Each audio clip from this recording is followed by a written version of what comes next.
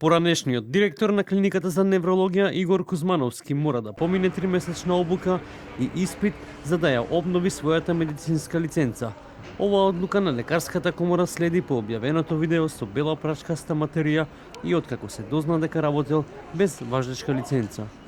По завршувањето на обуката, докторот ќе подлежи на испит за детална проверка на стручните знаења и способности, имајќи во предвид дека Законот за здравствена заштита прецизно ги утврдува условите за издавање, обновување, продолжување и одземање на лиценците за работа, а во моментов не постои судска пресуда или друг правен акт кој би условил одбивање на барањето за одземање на лиценцата. Комората ја користи законската можност да наметне засилен механизам на контрола и едукација. Министерот за здравство Азир Алиу на 10 октомври го разреши доктор Кузмановски од директорската функција, откако на социјалните мрежи се појави видео во кое Кузмановски меша бела прашкаста материја во чинија, зборува за неа со асоциација за кокаин и разговара со друго лице.